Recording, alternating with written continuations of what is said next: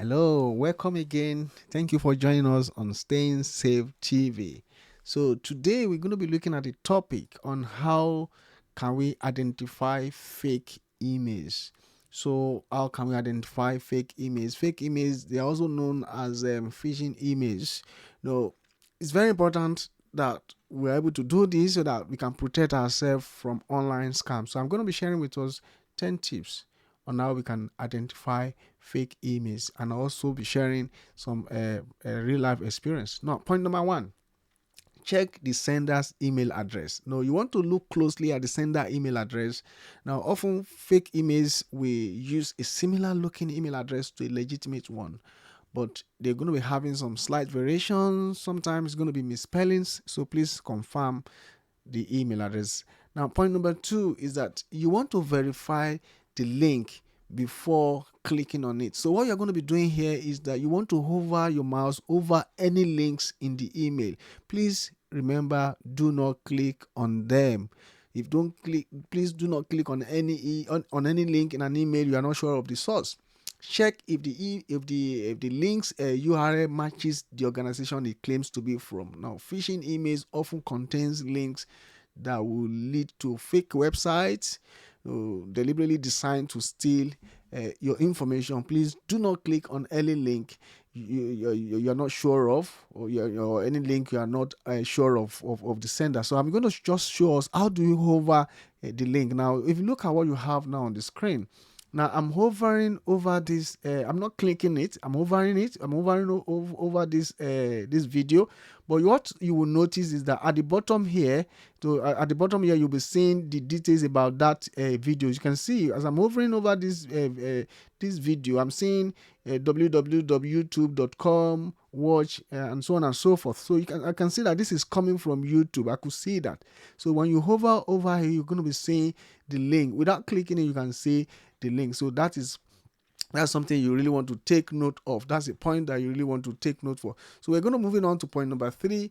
Point number three is that you want to be aware of urgent or threatening language. Now, if you have urgent or threatening language, you want to be very careful. So phishing email, fake emails, they often use urgent or threatening. They want it now. They want it to do it now. Sometimes they use threatening language to prompt you to take immediate action. For example, oh, your account will be suspended. Oh, the police is going to be knocking on your door very shortly. So generally, legitimate companies will not typically communicate in this manner. So please take note when you're seeing urgent or threatening languages, you know that this is not coming from a legitimate company, because they want you to do it now. They want that they want it now. So what you just need to do is to calm down, and do not fall a victim of their plan. Now, point number four is that you want to look for spelling or grammar mistakes. No, phishing emails, they often contain spelling or grammar errors. No, legitimate organizations usually have proofread communications. They will not want to send things that contain errors. If they do, it is not looking good on their organization. So they want to proofread before they send the information. So check for spelling and grammar mistakes. Point number five is that you want to check for generic greetings. Now, generally, your company will want to address you by your name. But phishing email, fake email, they tend to use their customer. They generalize, they use generic greetings. One of the reasons for this is that they tend to send it to many people. So they tend to send the same email to many people. So you want to be very careful if you are seeing their customer. If you are indeed the customer of the sender, they should know you. They should address you by your name. So take note of this. Point number six is that you want to be cautious with attachment. Like I've said, this is very similar to point number two. Now, avoid opening any attachments from unknown senders. Even if you know the sender, you want to cross-check from them. Are you the one who sent this attachment? Because attachment may contain malwares, and if you open the malware, they can corrupt your system, they can crash your system, they can steal your information. So you don't want to open any attachment you are not sure of. You don't know the source of the attachment. So please verify with the sender before opening. point number 7 is that you want to examine the email format. What generally happen is that phishing email, fake emails, they have very strange formatting. They have unusual fonts. Sometimes they have mismatched colors. What happened with the genuine companies' email, legitimate emails from reputable companies? They typically have consistent branding, formatting, because that is their image. That is who they are. So they want to be consistent in their branding, their formatting, and they want to do it right. And point number 8 is that you want to verify requests for personal information. Now, be conscious of email requesting sensitive information, like password, credit card, your name, your bank details. Generally, legitimate organizations don't ask for this information via email. If you want to open a bank account, you are dealing with a bank. You are filling the information online on their website. But when somebody is asking you, somebody is sending email to you asking for the same information, then you know that something is not right somewhere. So verify the request for personal information. Sometimes you might need to go physically and visit the bank or the company to check that this is actually coming from them. And number 9 is that you want to trust your instinct. This is very important. If something feel off about an email, trust your instinct and proceed with caution. Now, it is better to verify the legitimacy of an email than to fall victim to a phishing scam. So please trust your instinct, very important, and then proceed with caution. And finally, you want to check with yourself, is this an email I'm expecting? Now, you have not played lottery and you are receiving an email that say, you've won 500,000, you've won £100 or whatever money it is, but you have not play any lottery. Then the question is this email for me? So please take note of this. So you want to check with yourself, is this an email I'm expecting?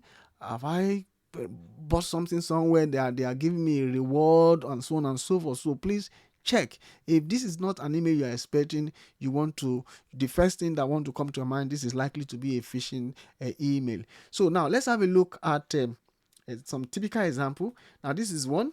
Now you can see salient task. And then what I noticed from this email when I received the email was I checked the email. Remember the point number 1, check the sender's email address. If you look at this email address, it says Executive Group 7822. Now, which company will have Executive Group 78 as one of the? I know first I saw it. I know this is not looking good. And then the question, do you have a moment? I'm heading into a meeting with limited communication. As you can see, they are telling me that they have limited communication access. So just reply by email. They are trying to remove means of verifying that this is genuine. For example, I will probably have taken my phone and reach out. Is this from you? But they've said no. Don't call me. Don't call me. Send an email. So you can see where they're coming from, and I can see the email is not correct. But the reason why I block out the name in front of that email, that name was correct.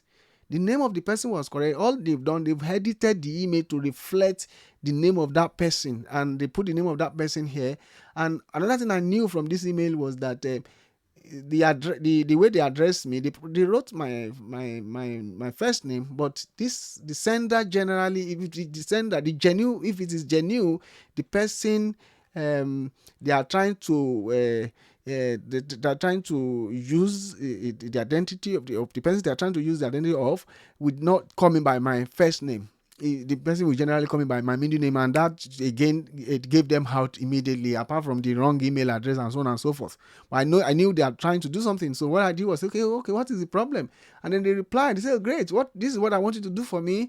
I've been working on incentive. I want to surprise your colleagues and yourself. Get me a card. No, the person want to go ask. The person asking me to go and buy a card. Probably is going to ask me to send the card to him. So you can see this scammer, is actually talking to wrong person. So and can you say, can you see this? Can you get this done today? That is what I'm talking about.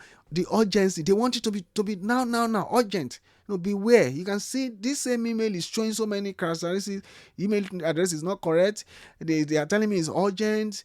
I can see the spelling mistake from the I can see this. I can see some spelling mistake. I can see some the greeting is not correct. The person will not use that greetings and so on and so forth. So you can see some of those elements in this email. So this is another example. Let me just show us another example. Now this one, they are saying, oh, you have a gift card.